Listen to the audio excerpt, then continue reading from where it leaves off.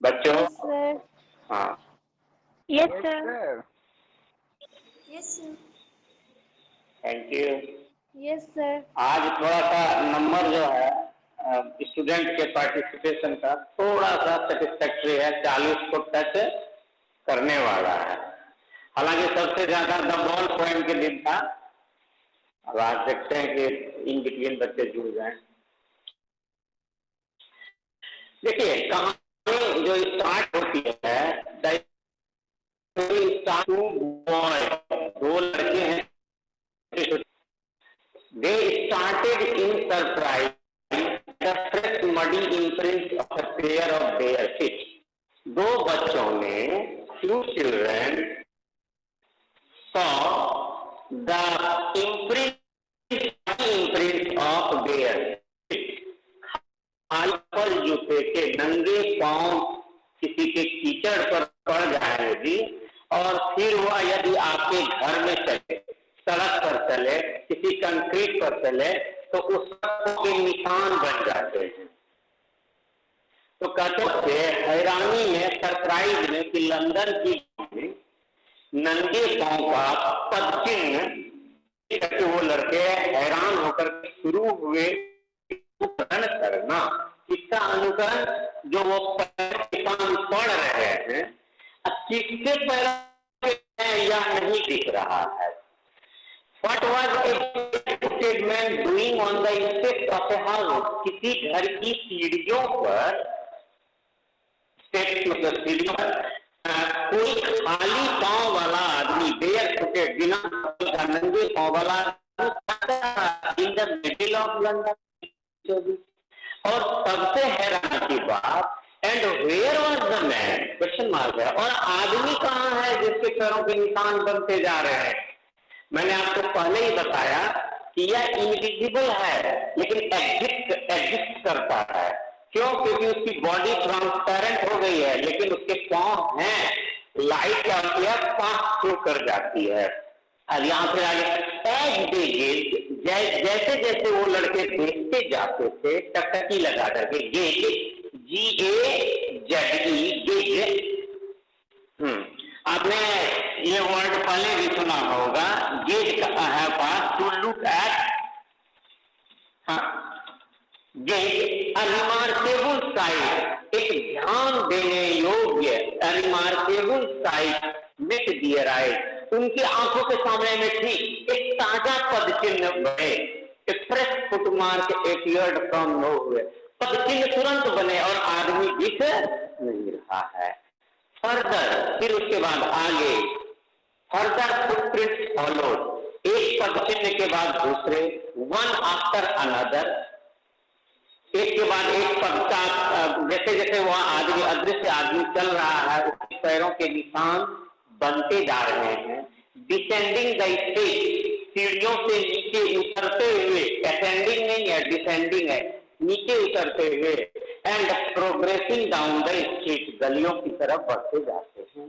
The boys followed, वो दोनों लड़के जो उनके पद चिन्हों का पीछा कर रहे थे, इस जिज्ञासा में कि आदमी नहीं है, ये भूत खेल हो रहा है, क्या पद चिन्ह दिखाई दे रहे हैं, वो लड़के फैसिनेटेड, मतलब अट्रैक्टेड होकर के इस घटना से, वो मतलब उनको अंदर में जिज्ञासा हो गई, वो आंसर से खींचे चले गए कि ये क्या हो रहा है।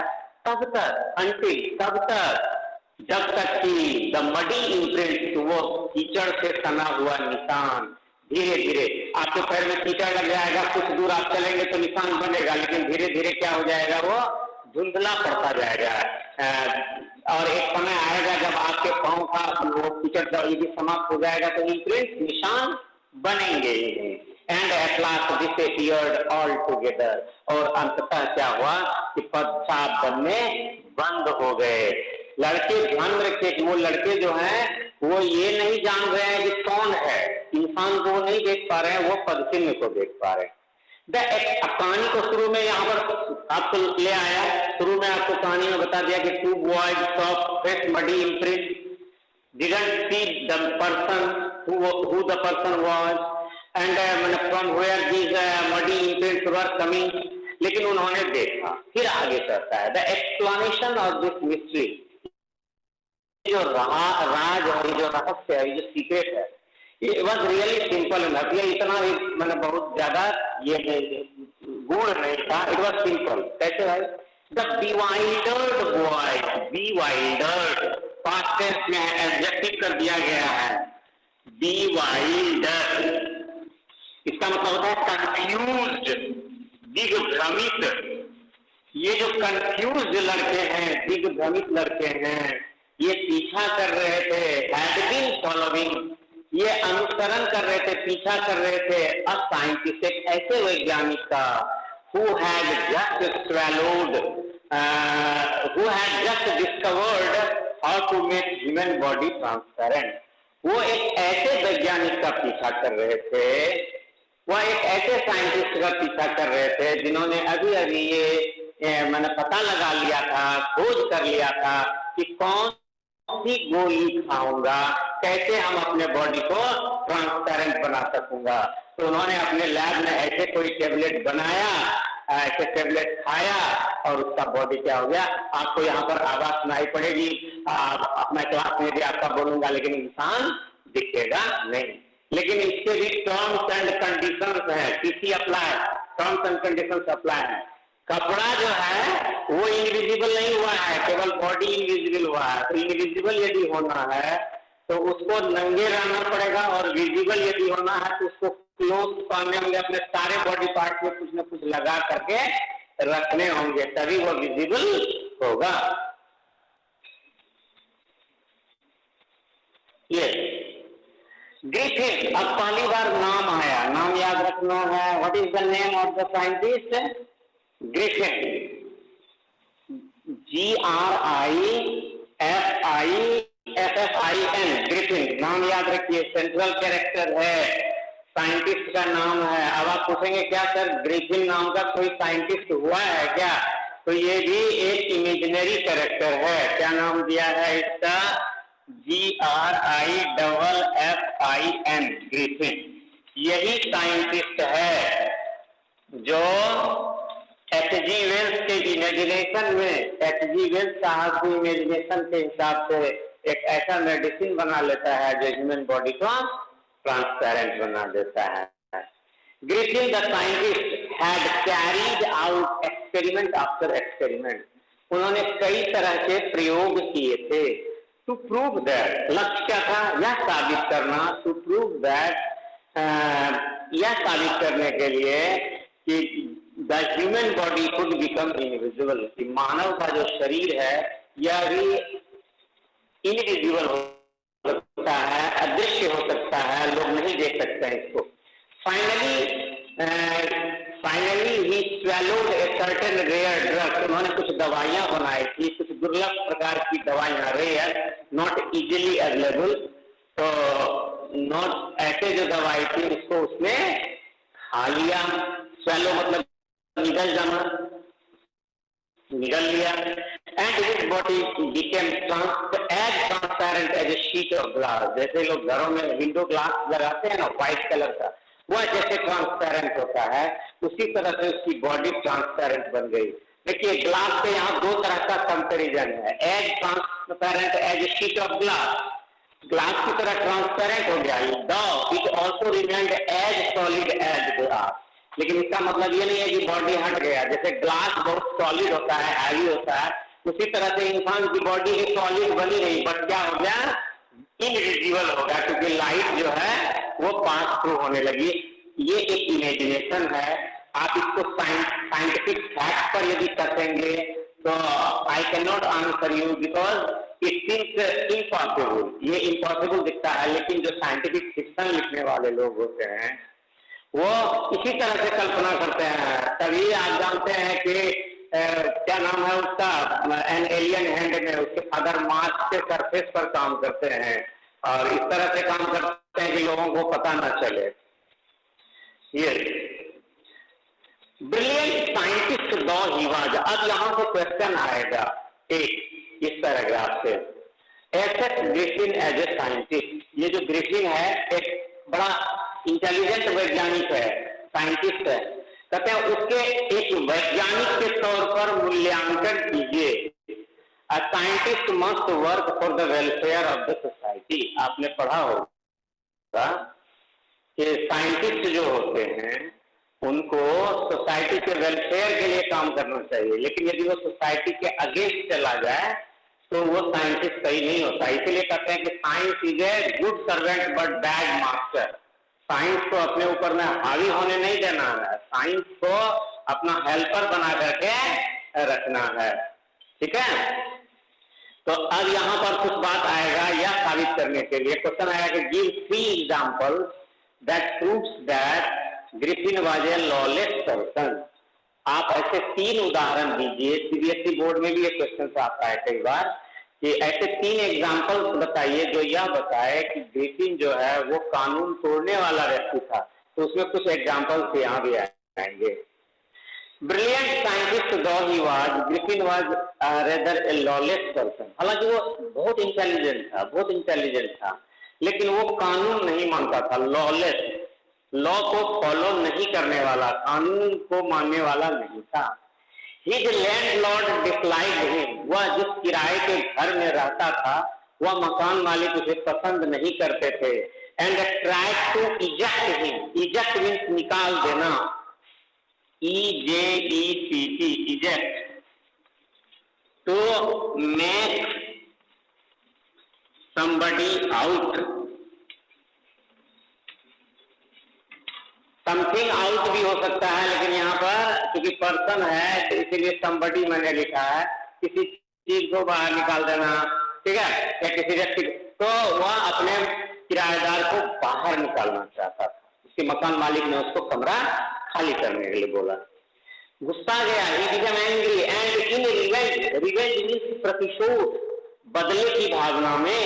in revenge, बच्चे आप लोग मुझे बाद में पूछेंगे इसलिए मैं पहले बोल रहा हूँ। रिवेंज, रिवेंज मीन्स प्रतिशोध, बदला की भावना।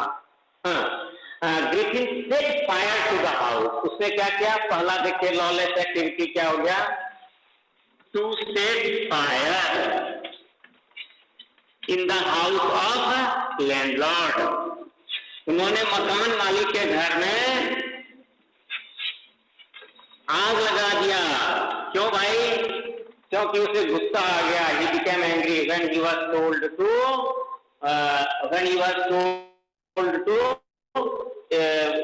leave the room। जब उसको मकान खाली करने के लिए कहा गया तो he became angry and in revenge, बदले में मकान मालिक मुझे परेशान कर रहा है, लो मैं इसका घर ही जला दूंगा। ऐसा उन्होंने किया। हाँ, तो फिर आगे कहते हैं thus it was that he became a homeless wanderer। फिर उसके बाद क्या हुआ कि इस तरह से उसने जब मकान मालिक के घर में आग लगा दिया, मकान मालिक ने उसको निकाल दिया, तो he became a homeless wanderer। wander एक वर्ड होता है wander, WANDER, एक होता है WONDER। वंडर मतलब हैरान होना, सरप्राइज होना। अब वांडर मतलब होता है to move here and there without purpose, यत्र तत्र घूमना। To move here and there without purpose, बिना किसी उद्देश्य के इधर उधर घुमंतु उद्देश्य। तो इस तरह से वह बिना घर का वांडर से बन गया वांडरर, घूमने वाला बन गया। Without clothes. हाँ, अब यहाँ एक लाइन और आया जो मैंने उससे शायद छूट गया। अब लैंडलॉर्ड के घर में उसने आग लगाया।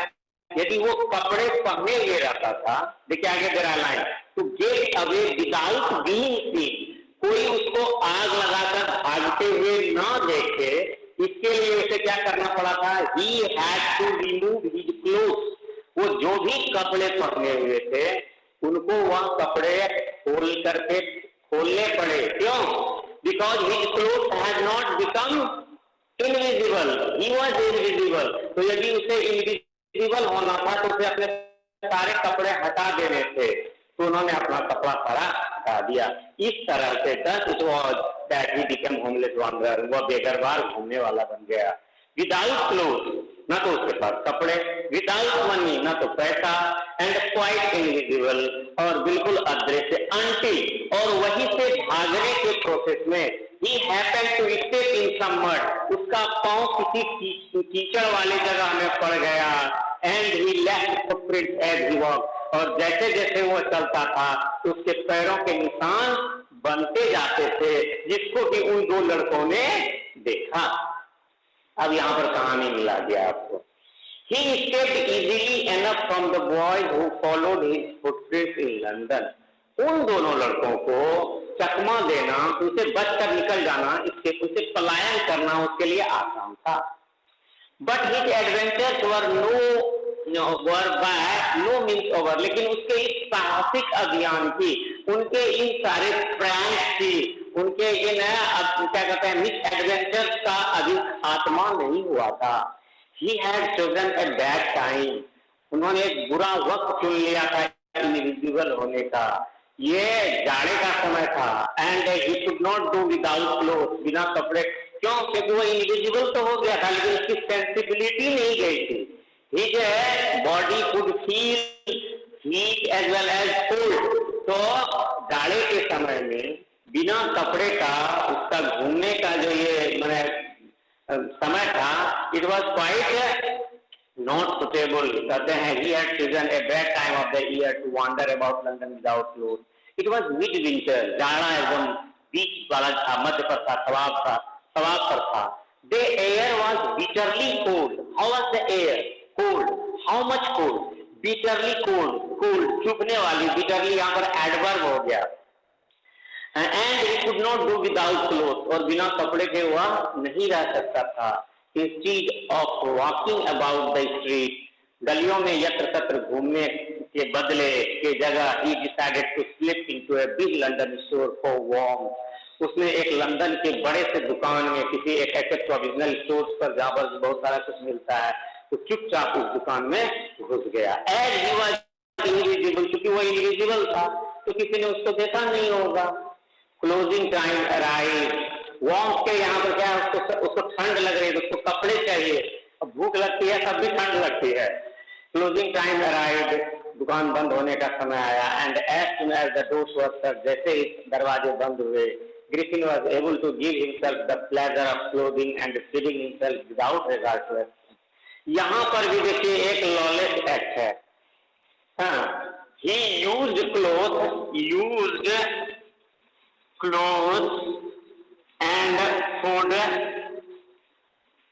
without paying, बिना पैसा दिए हुए उस स्टोर में उसने खाया, उसने कपड़े पहने, ये भी एक उसका, हालांकि मजबूरी थी, he was obliged by the circumstances, but it was also a lawless act.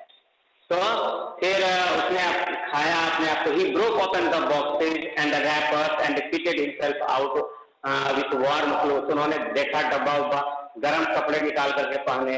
अब वह फुल विथ शूज, जूते भी थे, ओवरकोट भी था, और एक गोल टोपी जो यहाँ पर पिक्चर में भी दिख रही है, अंग्रेज का जो व्हाइट ब्रिम्ड हैट होता है, उस तरह की टोपी उन्होंने पहनी। And he became a fully dressed man. अब जब पूरा कपड़ा पहन लिया तो वह दिखने लगा, उसके कपड़े दिखने लगे, केवल अब चेहरे की बात थी। He became fully dressed and visible in the kitchen of the restaurant. वहां पर जो स्टोर था, मॉल था, जो भी जगह थी, वहां पर वहां के एक रेस्टोरेंट में, बगल में पास के रेस्टोरेंट में उन्होंने देखा खाने पीने की चीज, तो वहां मीट और कॉफी मिला। He followed up the meal with the sweets and wine taken from a grocery store से उन्होंने कुछ स्वीट और वाइन ले लिए थे, तो वह वहां पर रात भर रहा, खूब खाया गया। फाइनली सारा कुछ खा जाने के बाद he settled down to sleep on the pile of quilts, जो तोशक, बेड पर डालने वाले क्विल्ट, तोशक गद्दे रखे हुए थे, उस पर पड़ करके, खा करके, वाइन पी करके, कपड़े पहन करके आराम से ले गए। If only Griffin had managed to wake up in good time, यदि वो सही समय पर जग जाता, all might have been well, कभी कोई प्रॉब्लम नहीं होती। As it was, जैसा कि था, he did not wake up until the assistants were already arriving next morning. अगले दिन सुबह में दुकान के कर्मचारी थे जो उस स्टोर के लंदन स्टोर के थे, pile of sweets, Mona sweets मतलब गद्दे जो बेड पर हम लोग डालते हैं तोशक, और उसका जो जमा रहता है ढेर सारा, दुकान में जाएंगे तो कई सारे डल्लप के गद्दे पर जमा रहते हैं, उसी पर वो सो गया था। हाँ, तो फिर उसके बाद वो उसकी समय पर नहीं उठा और अगले दिन जो वहां पर काम करने वाले कर्मचारी आ गए थे, when he मतलब ग्रिफिन ने देखा, एक कपल ऑफ देम अप्रोचिंग, दो लोगों को आते हुए, ही पैनिक मतलब होता है डर जाना, to become afraid, panic, PANIC। हाँ,